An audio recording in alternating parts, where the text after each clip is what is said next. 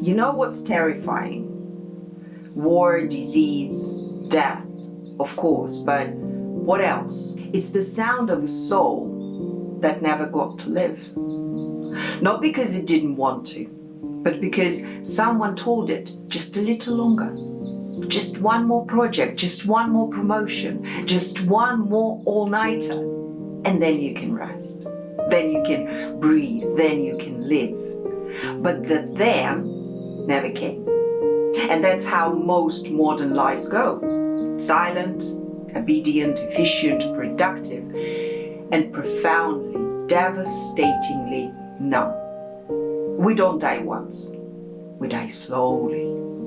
We die in emails, in meetings, in polite small talk about weekend plans no one has energy for, in the blinking corso of midnight, in unread books, in untaken trips, in laughter postponed, in sunsets ignored.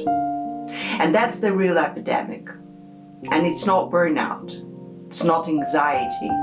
Those are just symptoms really. But the disease, it's a life built entirely around work, around output, around providing your worth by how much of your humanity you are willing to sacrifice. And the irony is that we've mistaken that sacrifice for success. Let's be honest here for a second. Most people today are committing a kind of social suicide, quietly, daily, without even realizing it. They lose touch with their friends. They cancel dinners, they skip birthdays, they forget how to sit in silence without checking a calendar. They don't see people anymore. They schedule them in 30-minute blocks. Between Zoom calls, let's circle back, has replaced how are you really? But you can't schedule a soul. You can't delegate aliveness. You can't outsource presence. And yet, here we are, praising the grind, celebrating the hustle, wearing exhaustion like a badge of honor. But tell me something, friend. What's the point of climbing the ladder if it's leaning against the wrong damn wall? What's the point of reaching to the top if you lose your smile on the way up? What's the point of building a life where you have everything except time to feel it? Because feeling, that's the currency of a real life. Joy, wonder, connection, heartbreak, laughter that makes your stomach ache, tears that come uninvited, stories you didn't plan to tell, memories made out of nothing special, just being there fully. And you know what happens when you make your entire identity about work? You become replaceable, friend. Not just professionally, spiritually. The people who loved you for your presence, they'll stop waiting. The parts of you that danced, created, wandered, dreamed, they'll atrophy. You'll become efficient, yes, but you'll also become forgettable. I'm not saying work is bad. I am saying it's not everything. And when it becomes everything, your anchor, your ego, your only source of self-worth, then you've traded your life for a paycheck. You've sold your birthright for applause you'll never get to hear. Because by the time the world finally claps for you, you won't be able to feel your hands. People will cry at your funeral, but they never got to laugh with you at brunch. And the worst part is that you look back and realize you were there physically, but not really. You saw the Eiffel Tower in a slideshow, not under the stars. You had dinner with your kids while answering Slack messages.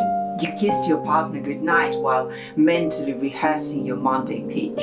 You were alive, technically, but barely. So let's name this for what it is. Not ambition, not responsibility, not even survival. It's grief, friend. Chronic, normalized grief. Grief for all these selves we never got to be.